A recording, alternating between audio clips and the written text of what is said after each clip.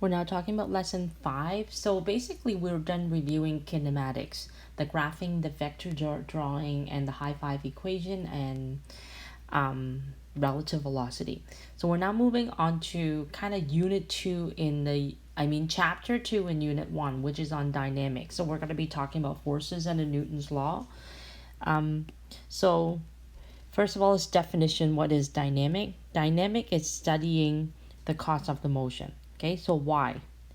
The question is why? How come the object is moving a certain way? So it's like when I drop a ball, why is it accelerating down? And it comes in studying the forces that are affecting it, because force of gravity is affecting downwards on this object, and forces, because we've learned from the second law, F equals to ma. If there is a net force, it causes an acceleration, therefore it will affect the kinematics, meaning how quickly is it moving, how far does it go in a certain time, and all those stuff, right? So dynamic is explaining kinematics. Kinematics is more like an observation.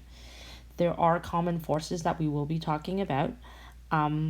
These are things that we would use on these things called the free body diagrams. So diagrams that we would use to include all the forces that are acting on an object.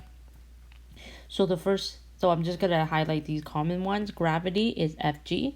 Okay, it's the force of attraction between all objects, and it is very significant on Earth, just because force of gravity is the mass of the Earth is a lot more massive than anything else that we are used to seeing.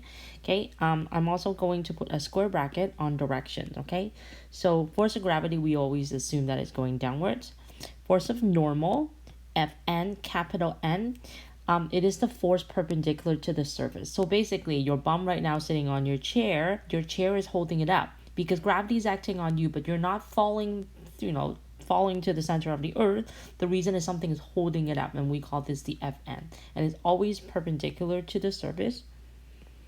And what that means is in grade 11, most of the stuff that we have been talking about is that it is on a level, right? And so you would have a force of gravity acting downwards, but at the same time, if it is sitting on any surface, like a car rolling on the road or a book sitting on the table, the surface is holding it upwards with this thing called the Fn. And 90% of the stuff we do in grade 11, the surface is horizontal, like straight. But then we in grade 12 will be dealing with something that is on a slant, a skier that is going downhill. Okay, your force of gravity is still going straight down, but as we said, force of normal is always perpendicular to the surface, so your Fn is actually going to be slightly slanted perpendicular to the surface, pointing upwards. Force of tangents, Ft, are any forces that are exerted by something being hung up by a rope or a string or a cable or anything like that. The direction for force of tangent is always along the string. I'm just going to assume that it's a string, away from the object.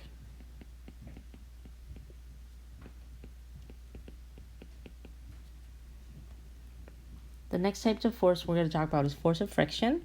We use F. There are two kinds, static and kinetic.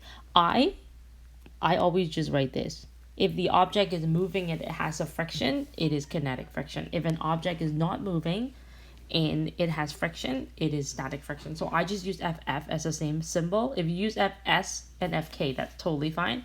Okay, it's basically any forces that are opposing to the motion, right? That is the direction as well, between two surfaces.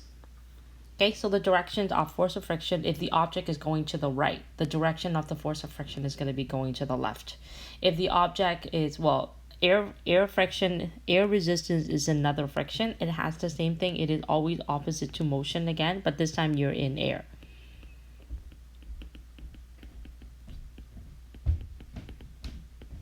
Okay, so if something is flying around, like say if I have a squirrel, a flying squirrel, this is my squirrel, that is going this way, like going down this way, then what happened is your force of friction will be going opposite. But this is now going to be called air resistance because it's flying in the air, but it's always opposite. Okay, last one is there is an applied force. Okay, it's a lowercase a that I would use. Okay, it is when something is being pushed or pulled. So Bobby is pushing on the little sister forward, then you will have an applied force. So the direction is always whatever the direction of the force is.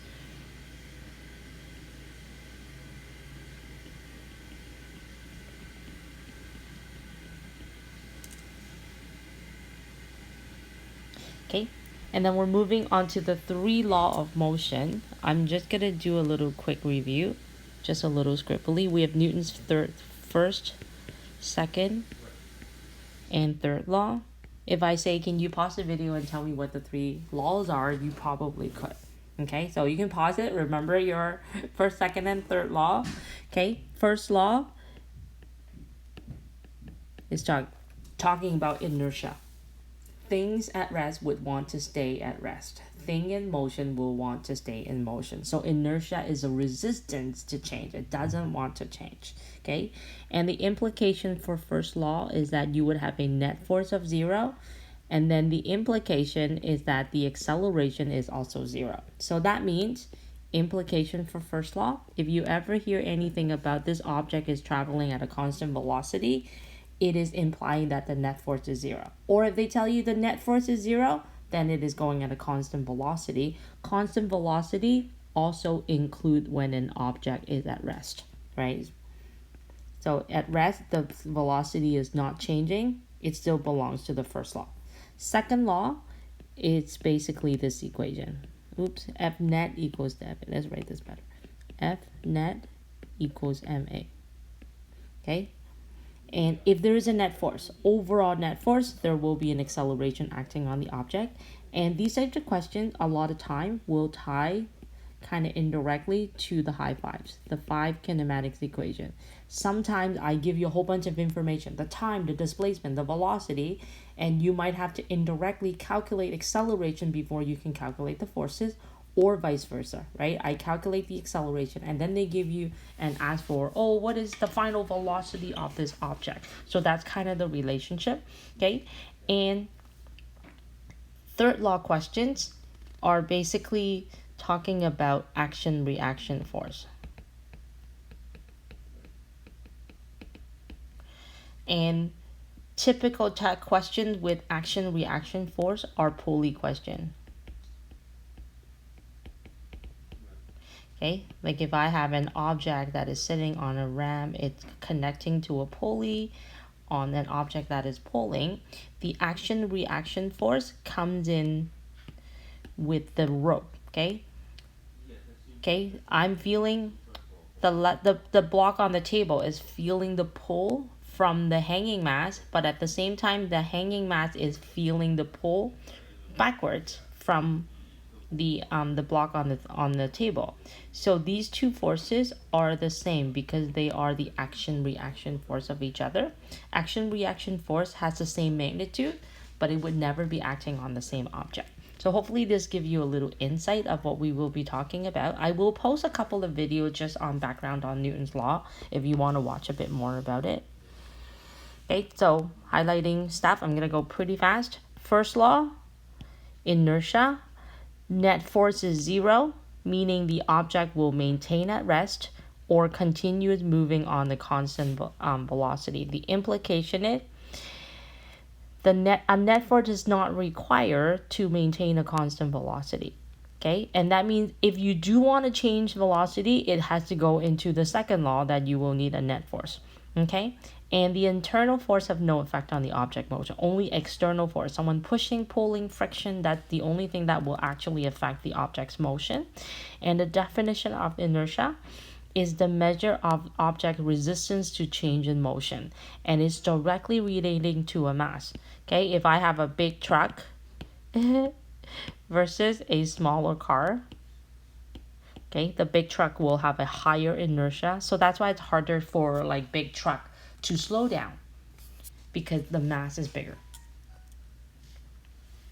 Okay, example 1, a 12 passenger jet with a mass of 1.6 times 10 to the 4 is moving at a constant velocity of 850 kilometers per hour east while maintaining the constant attitude. What is the net force acting on an object? Okay, so they give you a mass, they give you all these information, they're asking for net force. There is no calculation involved, okay, because to find the net force, okay, since the first law is stating that if the object is at rest, the net force has to be 0.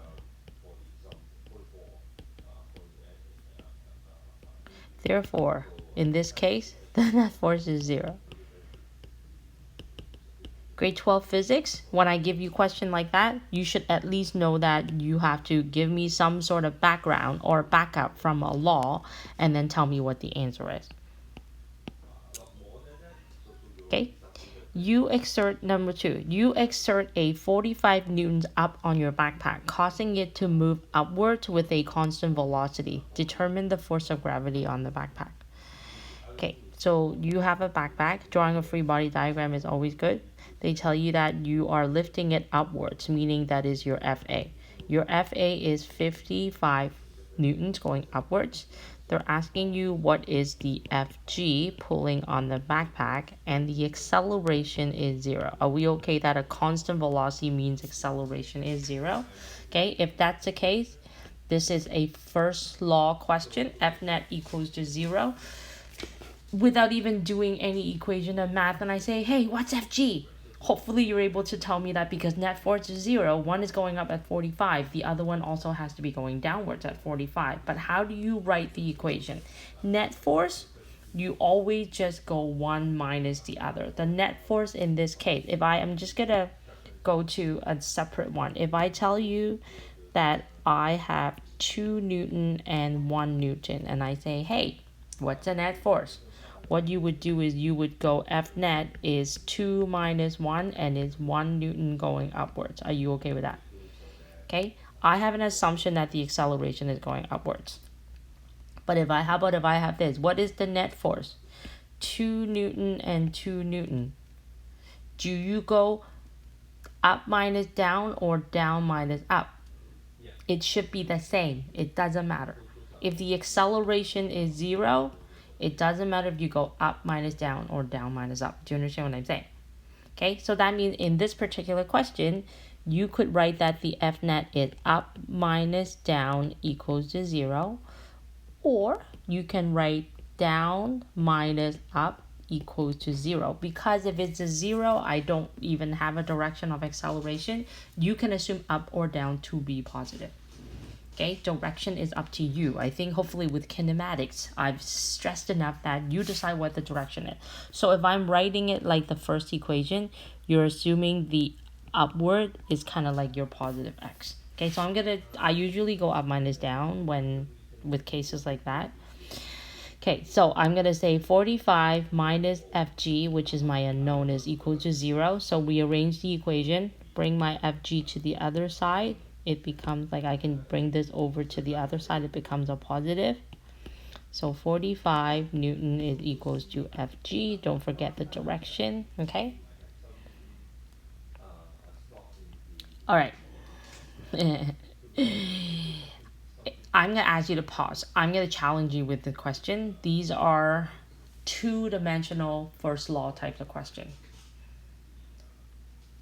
And if you don't know how to do it right now, it is totally okay because we've barely even covered anything yet, okay?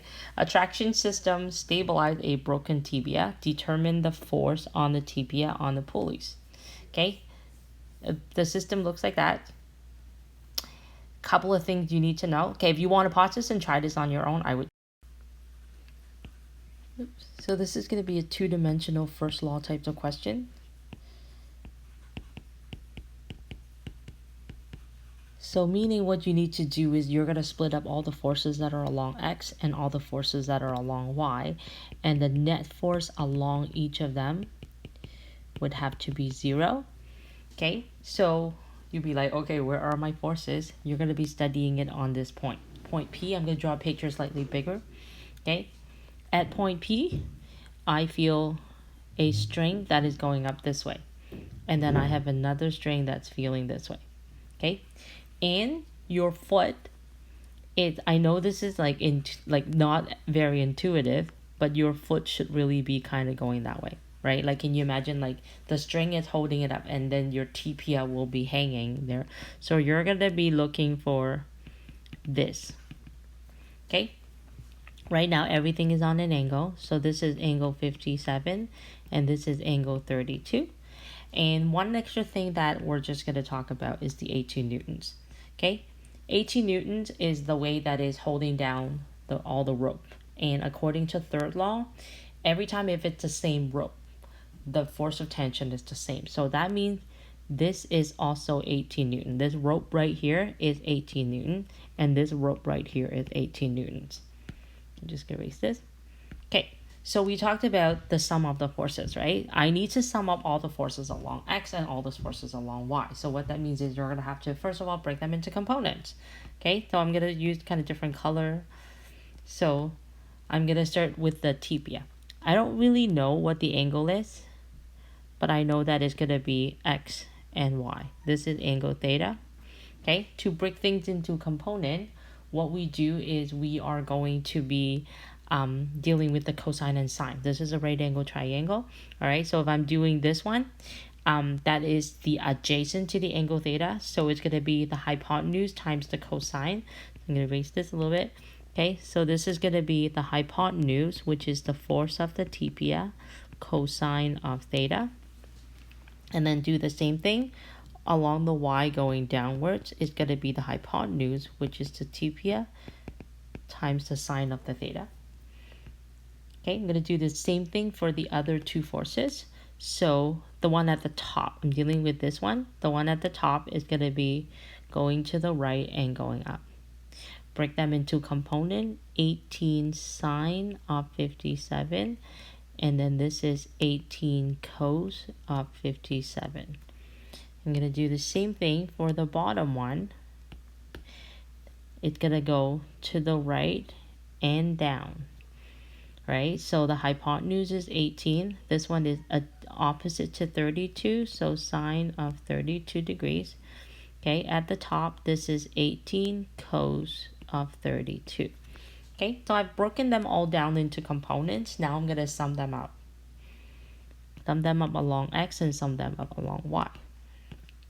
The symbol that we often use is Fx. Like, instead of F net X, I usually just write Fx. This really represents the net force along the X, okay?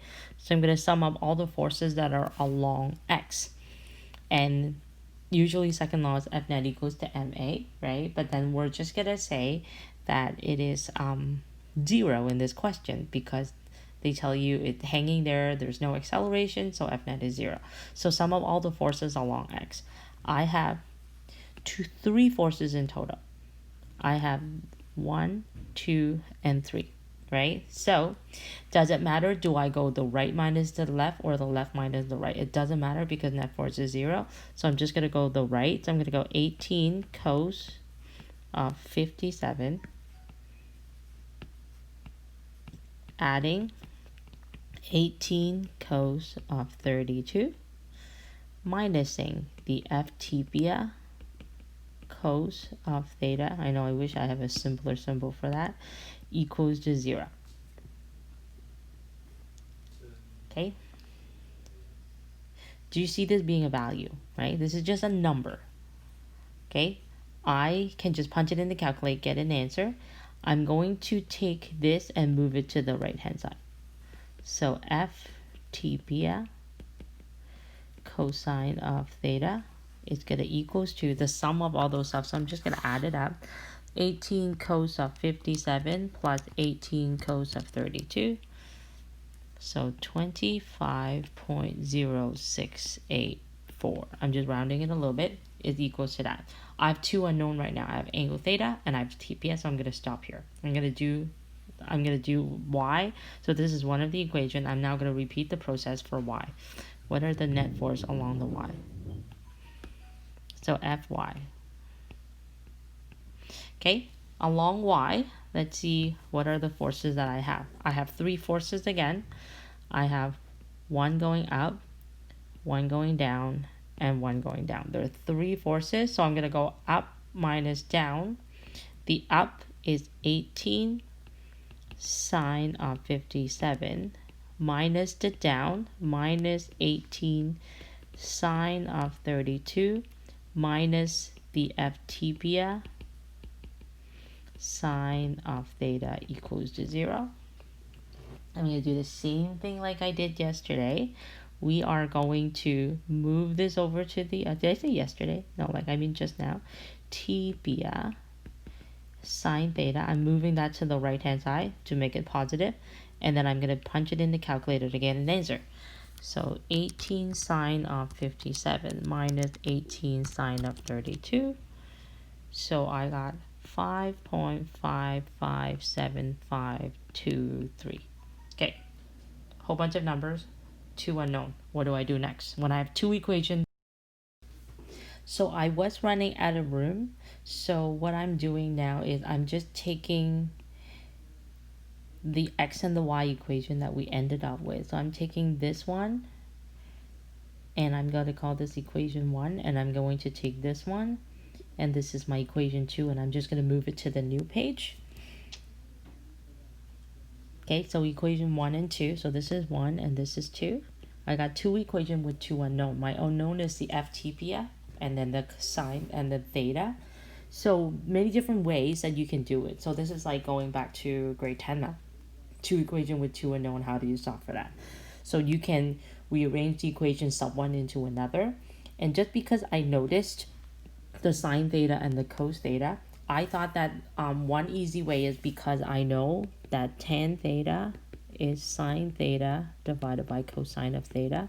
If I can set it into this format, then I can cancel it and call it a tangent. So I'm going to take my equation 2 and I'm going to divide it by equation 1. So I'm going to write equation 2 at the top.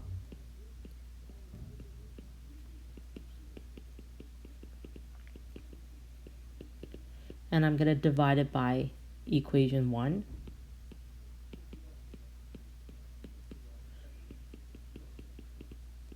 As I said, there are many different ways you can do that, right? You can totally like sub one equate, like isolate it for one variable, sub one into another. You're totally welcome to do that.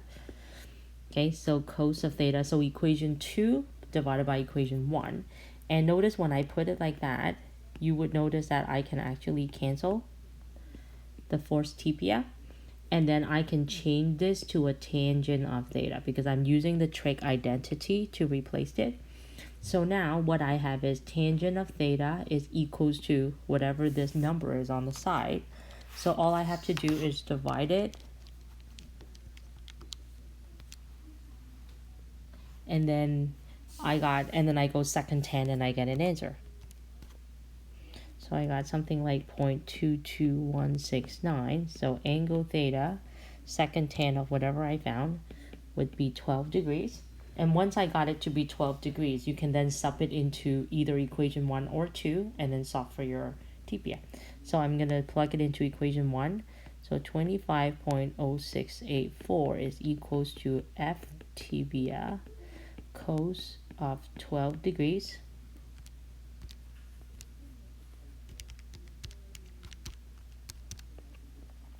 So I found that the F tibia is equals to 25.67. That's what I got. And I'm going to now check sig dakes. 18 is the only number, so I have 2 sig dakes. I'm going to round it to 26 Newton. And then the angle is 12. So I don't know how we're going to label it, but I'm going to call it backwards 12 degrees down. Because that's the way that the tibia is kind of setting, like it's on this angle. So it's backward, down. If you say left, down, this is fine too, right? I know this question is slightly more complicated, right? But it just gives you an extent that first law can be extended to a two-dimensional question and you balance the forces. Okay, second law now. Newton's second law, we already talked about it. If there is a net external force, then there is an acceleration. F net equals to ma. The acceleration is proportional to the net force inversely proportional to the mass. So if the mass is greater with the same amount of force, the acceleration will be smaller.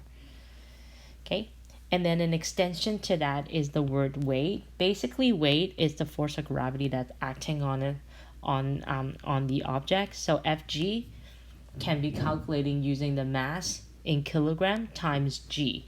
And what you would notice is a different way of naming the unit. We're used to saying that the acceleration due to gravity is 9.8 meters per second square. And it's the exact same thing if you say Newton's meter. It all depends on which equation you use to derive it, right? But it is the same. So you can use either unit that you want, okay? And then someone mentioned that they like to use 9.81 meters per second square. That's totally great too. Just make sure you're careful when you're counting that as signics.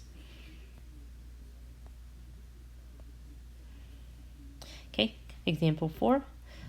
The mass of the hot air balloon, including the passenger, is 9.0 times 10 to the 2. The buoyant force of the air from the air in the balloon is 9.9 times 10 to the 3 newtons up. Determine vertical acceleration of the balloon. So you have a balloon. Always draw a free body diagram. Okay, balloon, you still use the box. Okay, it's telling you that you got a buoyant force. So the air, because the hot air balloon, the hot air is blowing upwards, causing it to go up. And what you do is you have, that is your FA. So it's almost like the engine, but this time it's a hot air balloon. The engine is going upwards and is going at 9.9 times 10 to the 3 Newton going up. But don't forget, at the same time, I have Fg that's going downwards. And just now we already talked about what is the equation for Fg is mass times 9.8. And I know the mass of the object is 9 times 10 to the 2. So I can just quickly work out what the Fg is. So 9.2 times 9.8, 8820 Newton. Okay, they're asking for what is the net force. The up force is bigger than the down force, so I'm going to assume the acceleration is going up. F net is equals to, so I'm going to work out what is the F net. I'm going to I'm going to work out what is my net force, okay? The net force in this case is up minus down. The overall force is up. I know that I've talked about this just now, but I'm just going to do it again. Okay? If I tell you this is 5 and this is 2, and I ask you what direction of acceleration do you think it's going to be going? You're going to tell me it's going upwards, right? So then I'm like, can you calculate your net force? Does it make sense that I would go up minus down? Right? So that means if you don't know these values, you have them as symbols, but if you know that the acceleration is going up, I know it's up minus down. Okay, so that's why this is FA minus FG, because I know that it's the 9900 is bigger than the 8820. Okay, and this time I'm not going to put it as 0 anymore because it's now second law. It does have a net force, so it has an MA. Now I'm going to plug in my number. So 9.9 times 10 to the 3 minus 8820 equals to the mass times A. Solve for your A. Okay, it's 9.9 times the exponent of 3 minus 8820. And then I divide by 9 to the 2.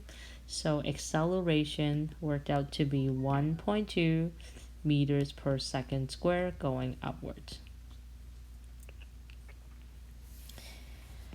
Okay, these are very simple in getting started first, right? It's Newton's third law type of question. It's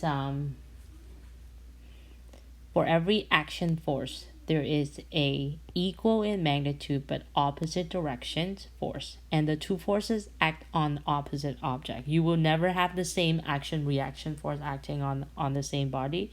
So if I have a person who is pushing this way on the wall, if this person is on a skate, okay, say if he's pushing 10 newtons to the right, at the same time the wall is pushing backwards 10 newtons on the person. So if I actually study the person would only experience the 10 newton that is going to the left. But obviously there's gravity and force of normal and all those stuff too. But if I study the free body diagram for the wall is feeling the 10 newton that is pushed by the guy. Okay, but it will never be acting on the same body. So this is the wall and this is the person. Okay, so that's why I wouldn't have problems like, well, if the forces are balanced, how do you ever accelerate? Well, it's because the two forces are not acting on the same object. Okay, so just go through some of the example. The wheels are pushing on the ground, and then the ground is pushing backwards on the wheels. When you walk, same thing. And if you roll a boat, you push backwards on the water push your oar going forward. That's why your boat can go forward. Okay, a softball player sliding into third base experience force of friction. Determine the action-reaction pair of forces. This base, and then you got this guy who's sliding. And that guy should be feeling friction slowing it down, right? So this guy will feel this way on the guy, right?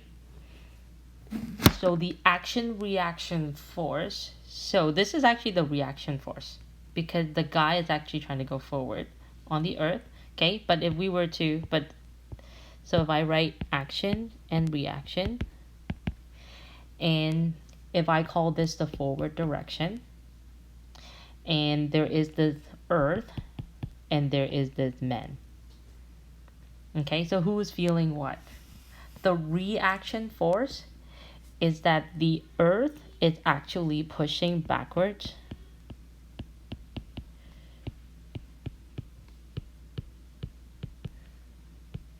onto the guy. And then opposite to that, what is the actual action force? The action force is the guy sliding forward. The man is pushing forward.